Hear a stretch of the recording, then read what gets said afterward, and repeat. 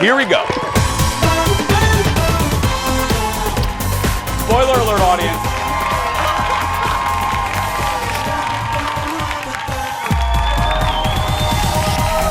Come on, buddy. Look who's... What? Look who's here. Look at Eric with the glasses. Hi, everybody. Hi. Welcome to the show, everybody. Happy Thursday. Welcome. Well, here we go. It's going to be a fun day. Welcome, everybody. Welcome to the show. Thank you. Okay, have a seat. Let's get started. If you watched the show yesterday, you heard Kendall losing her voice by the end of the show. She sounded a little bad, so she's taking the day off. But look who's here. It's our good friend Shane, everybody. I have my voice. How you doing? I'm hoping to keep it. I'm good. How about you? I'm doing well. I'm excited to see you. Me too. And I feel like this won't be a complete trip to the Jason Show if we don't talk about Disney and Dallas. Well, yeah, we're actually, Shane knows me very well. Let's see here. We don't have any Disney stories. Oh. I mean, What? I am going there in about 4 hours. But, I mean, There you go. Yeah. But don't worry, there's still a show tomorrow. But just taking a day off. But no, I do have a Dallas story. Oh, God. Okay, so Leslie Miller, our wine diva, she sent me this email. And she said, Jason, this is for you. And I thought, what is this? And I opened it up. So you guys know that on the show Dallas, the house that the Ewings lived in was called Southfork. It's a real house about 30 miles outside of Dallas. I've been there a couple times. Well, and a bazillionaire owns it, and they do tours. They have a giant convention center in the back where you could do proms and stuff. You could do tours of the house, but for the first time ever, an email went out. You can now spend the night at Southfork. You can now sleep in. Yeah, they're doing sleepovers at Southfork. Did you book it? Yeah. So did I book it? Let me tell you. How many nights did you book? I guess that's the question. Oh, yeah. As soon as I have another weekend off, I am going to sleep at South. I said, if the bosses are watching, this is early episode. This is probably 1979, 80. Yeah, and I think that's the real house, not the fake one. Because, they built the back of the house on the lot. The back of the house was built on a sound stage. They only shot in Dallas for a couple months a year. But anyway, although that looks like the real place. But so the house is 5,900 square feet, just a couple bedrooms. It's not as big as the show made it. 5,900 square feet. Pretty big. Well, but most of that is garage. I mean, it's because the house is long this way. But anyway, so you get to stay there, and I'm gonna book a room, and I'm gonna invite all of you with me, I guess. Take the show on the road. Yeah. It's a great idea, though. It really is a good idea. Yeah. It's like for whoever owns it, way to bring it up a little bit. I don't know if you get to sleep in JR's room or you get to sleep in Miss Ellie's room. I don't care. And you think you know me, I'm doing this. I'm going to Dallas some weekend. I don't doubt this at all. No, I'm doing this very, very, very, very soon. And I'm going to try to convince the Fox boss, bring the show to Dallas for a day. Yeah. The bosses just heard that idea. I'm sure there'll be a meeting. Are you kidding me? We can't even go to Coon Rapids most days. You know what I mean? Oh, no, I love Coon Rapids. Let's get started, everybody. It's time for the hot dish. Here we go.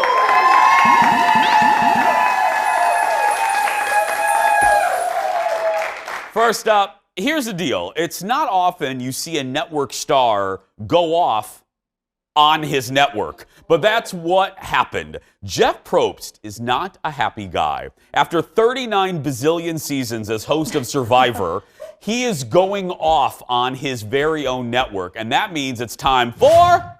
Oh, no, she didn't. That's right. The drama horn, Shane. Jeff went on Twitter. Here's the deal. Jeff went on Twitter last night to call out CBS for its promos, which some say, we hear from you guys, which some say these promos have spoiled key parts of the show. So Jeff wrote, to those of you frustrated by the survival spoilers in the promos, I have to admit, I too find it mind-numbing, and it pains me to join in your complaints. Despite being on the air for 20 years, we have still not earned the right to approve our promo spots. He also encouraged fans to continue complaining in hopes that CBS will stop doing it. Yeah. Now, the promos ran, here's the rub. The promos in question ran during Survivor season premiere last week. CBS ran promos of the Tribal Council before it was determined who had lost the immunity challenge. So if you watch Survivor, you know what that means. And of course, that infuriated fans. With all that said, our research team says this may be one of the better seasons of Survivor in recent memory, and that's why this story is getting some traction. So, I mean, I get it. Because when you watch The Bachelor, yep. you know, and they show you him making out in some other country with a lady, and you're like, that's Susie, you know, the back of her head. Yeah. From all that kissing. It ruins it. It does. Well, you mean, oh, yeah, when they do the season-long preview, like, yes. This season on The Bachelor. Yeah. Yeah, and you can piece, she's going to stick around for a while. Oh, she's going to stick around. I would rather see less. You know what I mean? I feel that way about movie trailers, too. I think us, the consumer, show us, just give us a little to keep us interested, but don't ruin things for us. We can already go on Twitter and get things ruined for us now. You know what I mean? But how do you feel about Jeff calling out CBS? Because he could have done that privately, right? How do I feel about Jeff calling out his own network? I sure am asking you that, yeah. Look, I'm from the David Letterman school. I mean, you know what I mean? I love a little ribbing of the boss. You know what I mean? I do. I mean, good-natured ribbing. I do it every day on the radio show. I go after our boss. I call her B. Arthur. And I call her B. Arthur, wigged, hooved, hose beast. You know what I mean? What's her actual name? I don't even know. Her actual name is Amy Daniels. And I go after her. Such a nice name. Well, I go after her because we're actually friends and I love her and it's good-natured. Jeff ain't kidding. You got to be careful. But then again, he's safe. They're not going to get rid of Jeff Probst. No, absolutely not. Well, I don't know. I mean, they kept replacing Lassie. I mean, Well, lifespan's a little shorter. I watch my P's and Q's on this show. Well, actually, no, I don't. I make fun of Jeff every day. I make fun of executive producer Jeff, yeah. Next in the dish. Oh, you don't hear what he says to me in meetings, yeah. Next in the dish. Okay, I'm going to say it. I am hooked on The Masked Singer. I really am. I love the show. I didn't watch last year. I'm loving it now. Episode 2 was on last night on Fox, and before we recap the episode, I just said it. I don't like to ruin things. Remember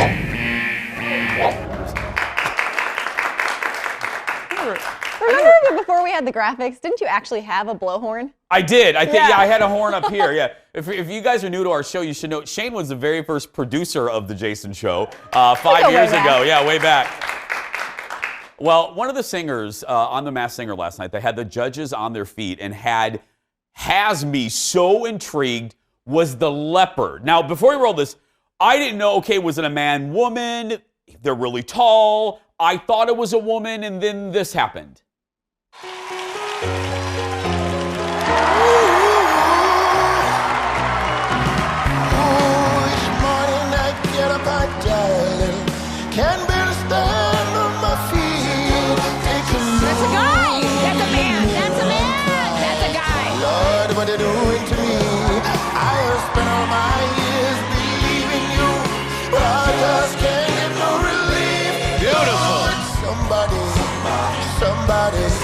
Can anybody find me somebody to love?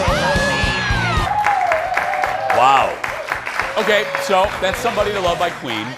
The judges had various guesses, including Jamie Foxx and Robbie Williams. Now, I think it's Jamie, because here's why. They, in the little clue package, they call it, there were guards dancing around the leopard, and the guards were dressed like Ray Charles. They had dark glasses on. They had a suit like Ray wore. Jamie played Ray, and Jamie is in the Fox family. He hosts. That thing, that Know the Words show. What's the Beat Shazam? That one. So that keep it in the family. Do you think that could be Jamie? Well, Jeff said Terrence Howard, and I kind of hear that in his voice too, and that's also a Fox show. That is, but I think Terrence is a little shorter, and Leopard is tall. You know they can put like lifts and shoes, really throw you off. I know. We do that with Aaron over there. Yeah, we put a little lifts. Yeah. Now the celebrity that ended up getting eliminated was sadly the Panda. Guesses for the Panda included Ronda Rousey and Venus Williams, and in the end, it was Layla Ali, the daughter of Muhammad Ali. Yeah.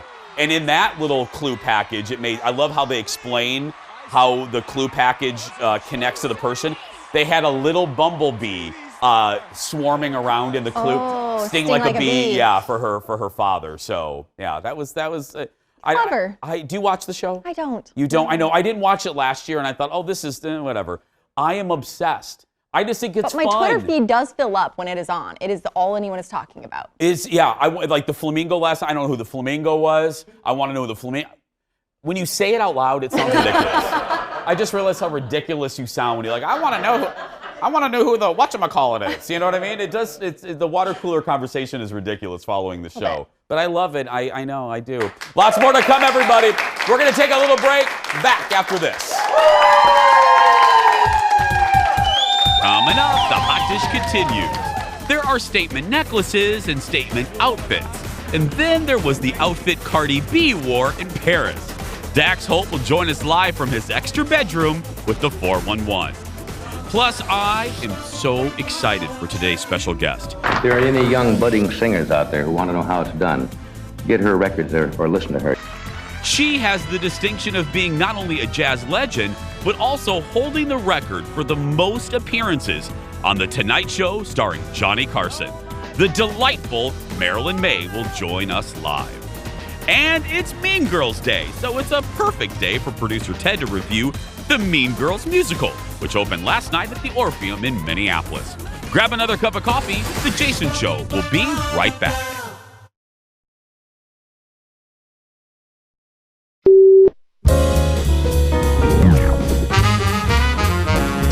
By the way, congratulations. I know you just had your 1-year anniversary of your wedding bliss. We made it. And did he get to keep any of his stuff, or is it all your stuff? Because I would imagine your stuff is better than his stuff or anyone's stuff, really. No, not anyone. Well, he got to keep some of his stuff. He did? Oh, that's nice. Yeah. Would that be a deal breaker if you walked in and he had like lawn chairs in the place and inflatable furniture, maybe a Bud Light sign hanging over the bed? Yes. That would be interesting. It is important. That kind of stuff is important. Yeah, listen. That stuff is important. Oh, yeah. I could be with someone that had bad taste like that. No, Gwyneth Paltrow on Kimmel last night. She's married to TV writer and producer Brad Falchuk. He's the one, he partners with Ryan Murphy a lot for American Horror Story when you see his name in the credits. Do you like? Oh, I have not watched The Politician yet on Netflix. Is it good, Shane? Oh, yeah. It's like, do you know the movie Election with Reese Witherspoon? I like Election. Something about it feels similar. Okay. And I like it. Executive producer Jeff couldn't get into it after the first episode. Do you have to push past the first episode? No. Oh. I was in immediately. Maybe somebody was busy doing other things. Oh, yeah. Maybe he was like doing laundry and not really paying attention. Stuff. Yeah. It's like, anyway. Next on the dish. Cal Penn visited Kelly Clarkson yesterday on her talk show. One of his most well-known roles is from Harold and Kumar Go to White Castle. And she asked him if he gets recognized a lot. Look at his response. I've done the kinds of movies where usually people have had a few before they, whatever I'm allowed to do, partaken before they watch in your living room. It's legal here, it's fine. Oh yeah, true, yeah. So look, some of them are party movies. Yeah. So sometimes I'll be at a bar and people will recognize me or think they recognize me, but actually recognize like Aziz or Kunal Nair. No. Or, so, I know, this is not supposed to be a dark story. I became guilty of, like, if I'm out with friends and I'm, like, not having the best day, and if somebody is a little drunk and goes, "Are you Cal Penn?" I've been known to go, "What, do you think we all look alike?" No. Oh, gosh. Shane, have you watched the Kelly Clarkson show? I haven't. No, I love her though. I love her. I've watched a couple episodes, and we know what it's like to launch a show. So I don't like to be critical. I give everybody a year or two to find their footing. I like it. I don't find it to be like I don't keep going back to it, but I watch clips. I mean, that's how a lot Maybe of this is a bad question. What time is it on? I think, I don't know. I don't know. I think it's like on in the right afternoon. I think 2 o'clock. School 2 o'clock. pickup. Things are Yeah, you're busy. You're raising human beings. I'm just, you know what I mean? I don't. I just go to Disney World and I eat. Anyway. Sounds lovely. It's lovely. Next on the dish, if you watched SNL's season premiere over the weekend, you probably saw Billie Eilish's performance. Now, during her live, look at this, everybody. During her live bad guy performance, she appeared to be defying gravity, as they said in Wicked, walking on all sides of the room. This is from SNL, if you missed it. Leaving everybody to wonder exactly how she did it on a live show. I mean, again, live, L-I-V-E live. Well, yesterday, SNL came out with a behind-the-scenes video of how they actually pulled it off. Look at this. We have had more rehearsal time than like any other thing we've done.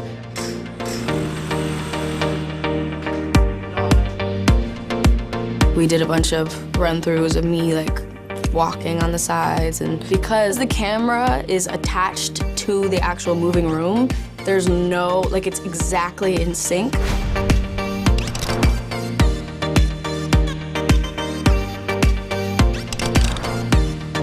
A big difficulty. That's awesome. Does it compare to the time Lady Gaga was birthed on stage on SNL? Oh, Remember yeah. that one? Or when she fell from the top of the Super Bowl. Remember when she came down, she jumped, she's like, hey girl! Yeah, she's like skydived off the roof of the Superdome or whatever. What was that?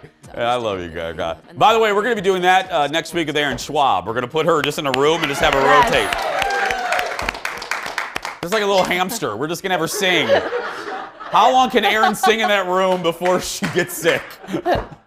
That'll be... See, they're not doing that on Corden. That's an original bit we can do. Totally tuning in for that. Put Schwabi in a hamster ball and see how long she can sing. I think that's fantastic. Googling human hamster ball. Yeah, Shane, can you get on that? I know you don't produce the show anymore, but if you can help Ted out. I know people are busy right now. Where can we find a human hamster ball for Schwabi? Hamster ball. That'd be great. Next in the dish, on what day is this? Thursday? We always the audience and I, all we want is we just want to go get a margarita. You know. On Thursdays we get a little help with our second helping a dish with our insider to the stars. Joining us from his illustrious extra bedroom, ladies and gentlemen from Hollywood Pipeline, it's Dax Holt. Everybody. Good morning. Sign me up for that margarita. Done. The audience is mixing it up right now, Dax. Yeah. Okay, I said this in the tease. Cardi B wore quite the outfit, I hear, at Paris Fashion Week. Oh my God, this was the best outfit. So it's been a little boring over at Paris Fashion Week until Cardi B showed up, and she is wearing this floral one piece. And by one piece, I mean even covering her face. And she comes strolling out. She's taking a bunch of photos by the Eiffel Tower. And this is for the Richard Quinn show. And she cracks me up so much because she is walking across the street and you hear her yell to her bodyguard, make sure I don't get hit by a car because I can't see a thing. And all these paparazzi are following her.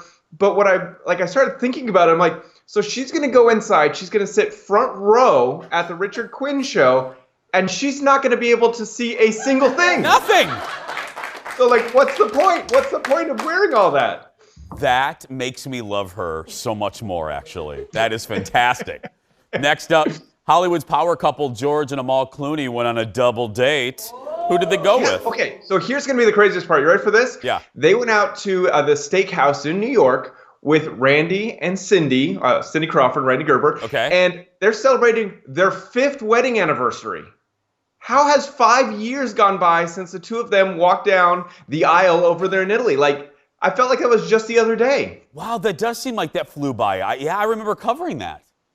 Well, because it was the biggest wedding of that year. I mean, him getting married was crazy, but then, over in Italy, the whole thing. But check out his beard that he's rocking right now. Quite the big old gray beard. I thought it was David Letterman for a second. No, but Dax, can we just talk? Leo, leave this picture up. I know you feel the same way. Cindy Crawford, how good does she look? Right? Unbelievable. It is the woman does not age. And the craziest part, her daughter looks just like her, so that means that her daughter's going to have a modeling career for the rest of her life as well. Oh, yeah. She looks like she was carved out of her calf. I mean, she looks, it's a spitting image of her. Okay, finally, the Biebs, speaking of anniversaries, the Biebs and his wife having a movie night after their very pricey official wedding.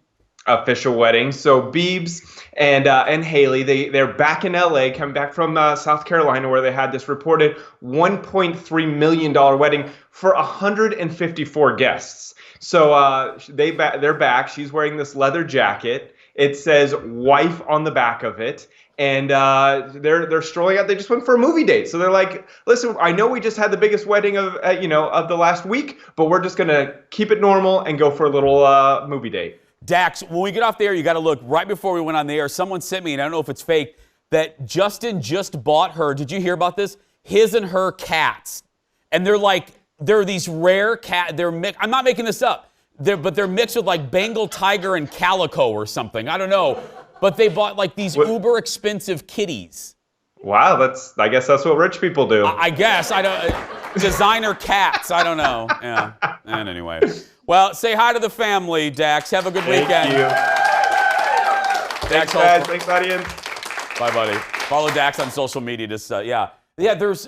I'm not kidding. Right before the radio show ended, someone sent me. Maybe not Bengals, but they're like an exotic. Sounds like an Onion story. Well, it does, but if it's real, I don't like that. I don't like them mixing normal kitties with like a mountain lion. That doesn't seem like a safe option. No, it seems like a Thundercat. I don't. That's a reference of an old 80s cartoon show. Yes, next on the dish. There is a day 2 in the new feud. I love this. In the new feud, it's not really a feud, between Sarah Paulson and former Real Housewife Lisa Vanderpump. And this is going to make the lambs very happy. Mariah Carey lambs, not Hannibal Lecter lambs. In Vanity Fair, Sarah Paulson, she's on the right, said that she met Vanderpump once at a party and that Lisa Vanderpump wasn't very nice to her. Lisa has now responded on Twitter, channeling her inner Mariah Carey, saying, "I'm sorry, I'm not sure I know her." Oh. Now remember, I said this because remember, Mariah Carey was shading Jennifer Lopez one time and said, I don't know who Jennifer Lopez is. I don't know her. Yeah. Mariah, you know Jennifer Lopez, and LVP, you know who Sarah Paulson is. Come on. That's so much worse than just being like, I was having a bad night. Yeah. I mean, people have a bad day. I gave LVP the benefit of the doubt. Now you just shady. Well, speaking of shady, more dish for you. New co-host on The Talk, who actually I am loving. Like, I'm not kidding. Marie Osmond. She's official? She is official, and the best thing to happen to that show, ever. She's fitting in quite nicely because she's making headlines. Marie threw some shade at a Hollywood legend. Look at this. I remember vividly, can I say this? Yes. I worked with Raquel Welch. What? And I was very excited to meet her, and so beautiful. She just wasn't nice. Wow. And she was mean, not just to me, but to everybody. But as a grown-up woman, because I was a young girl, as a grown-up, I look back on that and I say, was she having a bad day? How would you like your career to be based just on your looks? Mm-hmm. Because she was starting to get older. And I learned later. No. Seriously. Well, age comment aside, Marie says Raquel demanded that the freshly painted white set on the Donnie and Marie show be painted black. I wanted black. Guest co-host Brigitte Nielsen. What? Anyway, Flavor Flav's girl. Where did they pull her from? Anyway, also said that Raquel was a bit of a pill when she met her back in the 80s, which was the last time we've ever talked about Brigitte Nielsen. And I will tell you quickly in 15 seconds, I will spill a little bit of the tea. I can back up Marie's story. Not that you don't believe Marie Osmond, because Marie doesn't lie. But anyway, we know somebody that's an executive producer of a big old show out in L.A., and Raquel Welch was on that show. Raquel, after her segment, went into the control room, which you do and not do, yelled at the director. Yelled like, who took those shots? And my friend, Haley, basically removed her like a puppy, like grabbed Raquel and said, get out of here, and banned her from the show. Yeah, you can't act like that. Sorry, Raquel, this ain't 1967, girl. This ain't 1967. You can't act like that. She's a jazz legend who's in town this weekend. Marilyn Maye is here, and we're chatting with her when we return. Back after this, everybody. You can't act like that. You gotta be nice.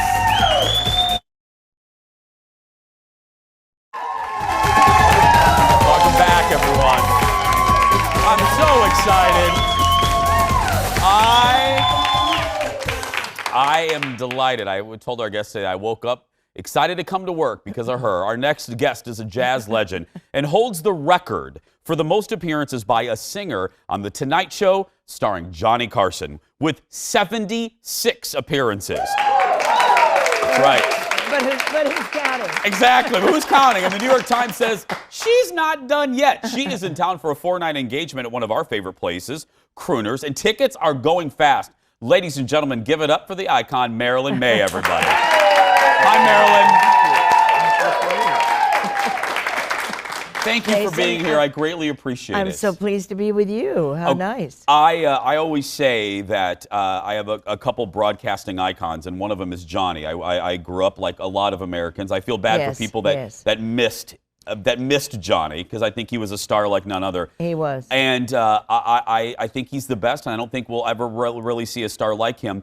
Take me to maybe your first appearance or maybe your favorite appearance. What was the experience like to be there? Well, of course, you always feel safe. You know, the director was great, and the camera work was fabulous, and the rehearsals were wonderful. In the beginning, we were in New York, and there were other conductors, but finally, when we got to the West Coast, it was Doc Severinsen, and the band was great, and we would rehearse once, and because the band didn't get to play too much, you know. Yeah. It was the conversation, and so when we would rehearse, Doc would just say, don't you think we need to take, and they would rehearse it perfectly the first time, but he'd say, don't you think we better take that again? Mainly just so they could play. Yeah. Because they'd have a great time playing. Because as some of you may not know, Doc would really only play during the commercial breaks, and then very little in bringing in and out of commercials. Exactly. They just didn't get to play very much, so they loved rehearsing. Yeah, because they got to actually work their craft. People always describe Johnny as a shy man. When you're sitting next to him, I mean, after 76 times, well, does it ever get normal? Did it ever feel, did it ever lose its luster, or were you excited every time? You know, he's the greatest interview because he developed on what you said rather than, you know, you'd always give a list of questions before the show or subjects that you wanted to talk to. So there would be the questions lined up. But whatever you said with that first question is where the conversation went. And that's kind of unusual, you know, that there are lots of people that have talk shows that not you. Not you, Jason. You're perfect. You're perfect. Perfect. But you're right. I mean, there's pre-rehearsals and they have the pre-interview. Well, of course, he never does it. You don't talk to him. He doesn't talk. He would jump in the makeup room and say, "Oh, Marilyn, glad to have you back." He'd always welcome you, but never talk, never conversation. The conversation was as we're doing. Yes. You and I have not met, but I'm very pleased to meet you. Well, thank you. Very pleased to meet you. When you look back at your career, I mean, you've been It's been long. It's been very long. We just showed which I'm grateful for. Yes, we just showed that clip. I believe I don't know if that was in the 70s or 80s. When you look at that self, what do you want to say to her? What would you say to her? Oh, I'm so glad she knew the lyrics.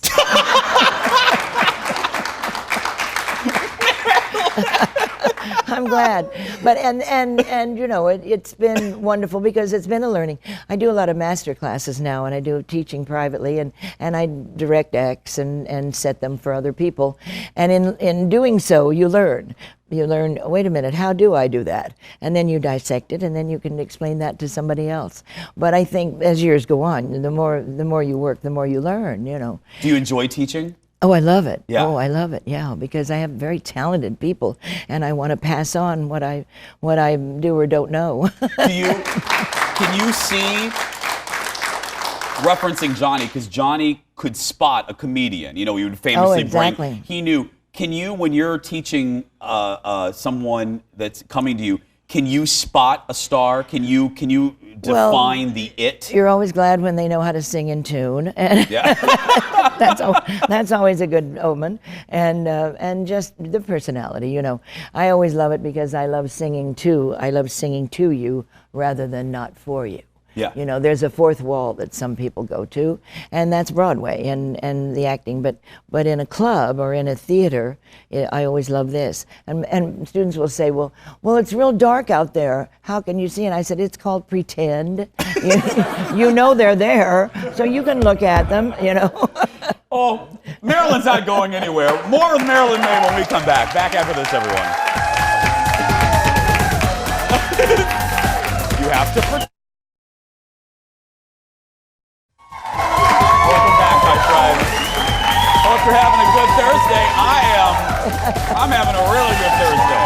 We're back with legendary singer Marilyn Maye. You were raised in the Midwest, were you not? Have we shown your socks yet? Oh, so you like my socks, Marilyn? I love your socks. Do you like my socks? I love your socks. Marilyn, this is what I call my Sarah Jessica Parker suit. Of course I wore this you do. when I met her, and I haven't washed it, and I never will. I'm just joking. I will wash it, but yeah, this is my Sarah Jessica Parker outfit. I know it. Yeah. It's wonderful. The socks especially. Thank you. I appreciate that. They make it. Thank I have you. a blouse that would go great with those socks. Oh, fantastic. If you want to, Marilyn, if you want to lend it to me, I'll be sure to wear it. I can, you know. But you were raised in the Midwest.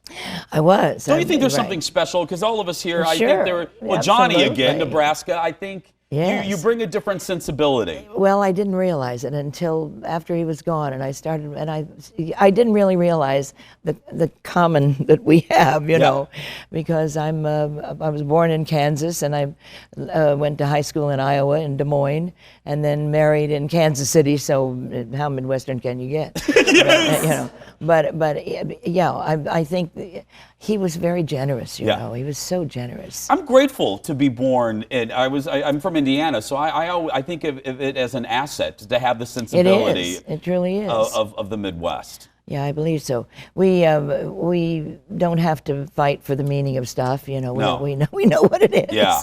Let me read a compliment, audience.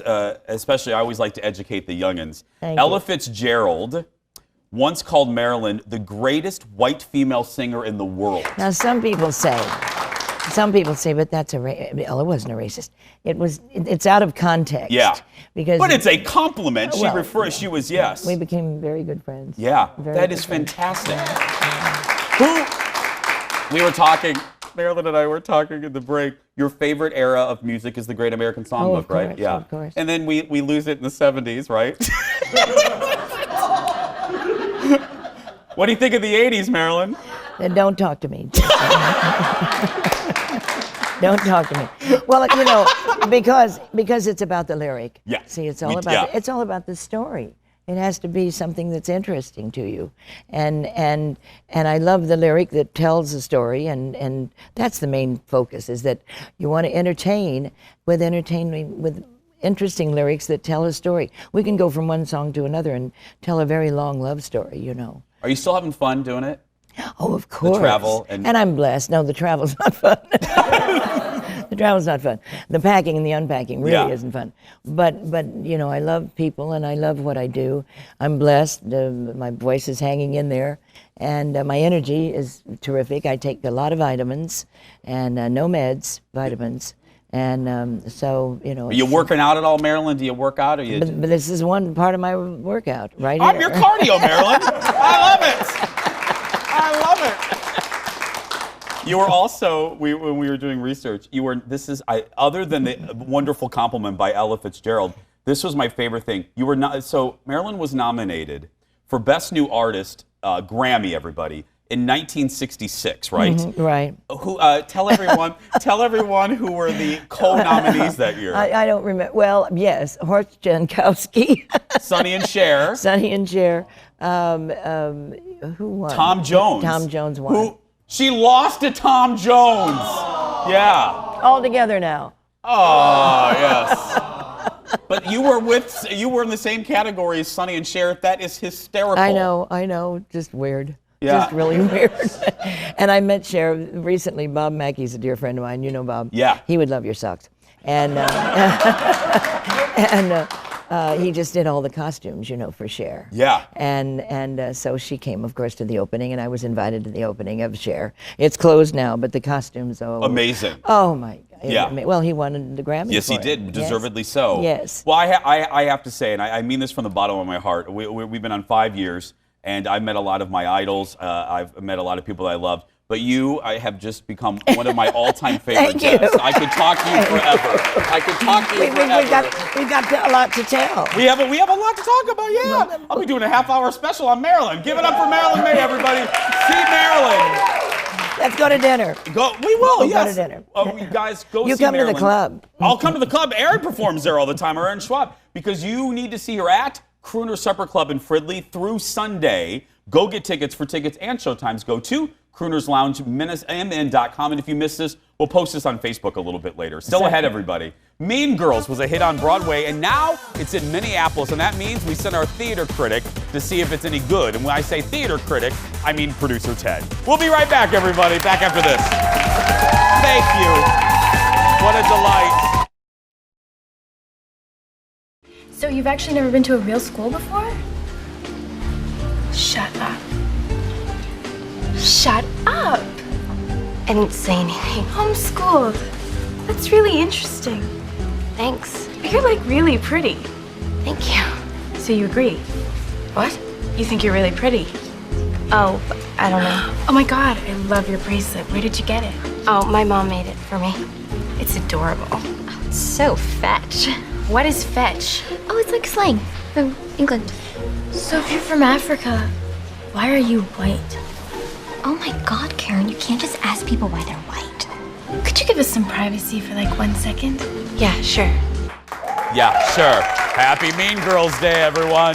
That is a clip from the 2004 hit Mean Girls starring Lindsay Lohan. Look at that. Well, Katie Hare and Regina George and the Plastics are back, and this time they're on stage. Mean Girls the Musical is now playing open last night at the Orpheum Theater in Minneapolis, and that means, once again, it's time for America Loves Ted. Producer extraordinaire and now theater critic Ted Johnson joins us from the Jason Show control room. Good morning, theater critic. Good morning. Huge theater. Yes. Yeah. Now, Ted, did you see the movie? Oh yeah, love the movie. Great movie. Okay, Yep. So I just want to give the audience where you're coming from, your perspective. But mainly because of I'm a guy and beautiful girls. I get it, Ted. I get it. He's single still, everybody. Just FYI, yeah. Okay, so how closely did the musical follow the source material as far as the movie's concerned? So I kind of expected it to be line for line, just like the movie, with some songs sprinkled in. But it was, it was an adaptation, so it was different. You had some of the same lines, but it was a show kind of all, itself. Ted, I heard that they modernized it as far as like references to social media and some of the more current struggles of teens. Is that right? Yep. So it opens up with that set, which is a big monitor, a giant monitor behind them, and a lot of times you'll see tweets or Instagram posts. The cool mom, played by Amy Poehler. Yeah. She references Twitter and Instagram. So yeah, there are. They updated it from when it was, the movie 15 years ago. Well, does that work? Because, I think of that movie and I think it exists in that time period. Do the modern references, does it seem weird, stilted, or does it flow pretty well? It worked for me. Okay. It worked for me. It was, again, I didn't know how this was going to translate, but for me, all of that just sort of fit together like a nice glove. Okay, again, Mean Girls, the movie, didn't have any music. Sometimes when Broadway takes a movie and they make a musical out of it, it doesn't always work. How is the music in this? Well, sometimes when I see these musicals, I don't go in thinking I know the music, and then I go, oh, I know that song. Oh, I know that song. I didn't know any of these songs. They sang them. I still didn't know the songs. The songs were great. The songs were great. The singing was great. Karen, the less of the plastics, Yeah, the Chris Kirkpatrick of the plastics. She's fantastic. They really play up her airheadedness. Yeah. If you will. She had a great song, and fantastic. My final question, I know you've been a film critic for a couple months. Yeah. Where does this rank? Where does this rank with other musicals for you, Ted? So Hamilton. Hamilton, okay. These are musicals I've seen in the last year here in Minneapolis. Got it. Hamilton, Book of Mormon, Mean Girls. Oh, a hearty number 3. Yeah, we'll put Les Mis way at the bottom. Thank you. You know how I feel about Les Mis. Yeah. That's right. You didn't get any dates at the theater last night, did you, Ted? No. No. Jeff can tell you who I was sitting around. Oh, anybody good? No, we don't know. Anyway, Ted, it's all fair. I'll tell the studio audience later. Ted, thank you, buddy. Mean Girls is playing at the Orpheum until October 13th, a nice long run. Call the Orpheum box office for more information on tickets. We're going to take a break, everybody. We'll be back right after these words.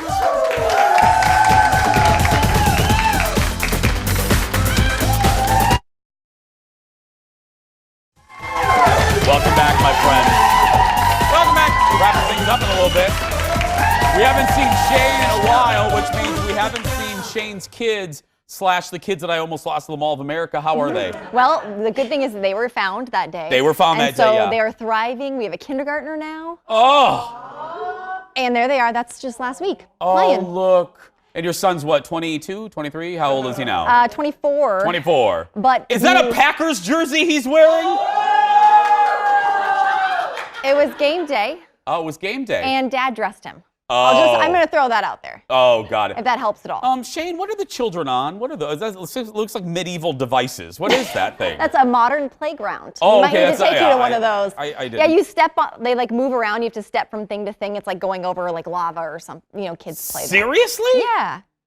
We didn't have that in Indiana. We know what we need to do. We just had Jason curly here. slides made of molten lava. Right. That if you wore shorts, you would lose a layer of skin if it was so hot. New ones have AstroTurf and covers, so things don't get hot and there's no dirt in your shoes. No, they didn't care about kids in the 70s and 80s. They didn't really. I always say that. Now the kids have like hamster shavings at the bottoms of the playgrounds. We had gross gravel. Like, you know what I mean? Yeah. Not even good pavement. We had that gravelly gravel that if you fell, you would lose 8 layers of skin on your knee. Yeah, anyway. Guys, we're going to take a break. We'll be back after these words. Back after this. So you need to take the kids. I'll take the kids, To a modern, yeah. Welcome back, everybody. So, I got to tell you this story. I love behind-the-scenes stories. So we just had the legendary Marilyn Maye on the show. And, I always reference our executive producer, Jeff. Jeff and I had this joke with us that Jeff sometimes takes pictures of us for social media. And everybody knows Jeff is a close picture taker. Like this is basically where he puts the camera. and I always tell him, I'm like, can you back up? Give a girl a break. You know what I mean? So I've been joking about his camera skills. So Marilyn, who's been in the business for years, we get done with the segment and we're on this platform. Leo, can we take a wide shot of okay. So thank you. So we're on this platform here, and Jeff is down there, shooting up, and Marilyn goes, no. She goes, you come down here, or we're going down there, you come up here and shoot down. And I was like, yes, sister, yes! You tell him how to take a picture. So much, and then I love it. She wasn't done, everybody, because then Jeff gets up here, and he goes like this, and he squats, and she goes, don't squat. I was like, I love her so much. Oh, yeah. He's denying it's the truth. Hey, by the way, if you want tickets to see our show, we have open spaces next week. All you have to do is go to our Facebook page and click the ticket tab. You're in by 9:15 and you're out by 11:15. And speaking of audience, today, they all get a season 5 mug. That's right. That's right. Tomorrow on the show, forget buying Pop-Tarts. Kendall continues her mission to find the best homemade Pop-Tarts. Tomorrow she discovers a new contender sold at a farmer's market. You'll find out where that is. But right now, thanks to Shane. We love her. We love her. Go out there and be yourself, everybody, because nobody can tell you you're doing it wrong. Have a great Thursday. Thank you for watching. Go see Marilyn Maye at Crooners, everybody. Bye-bye.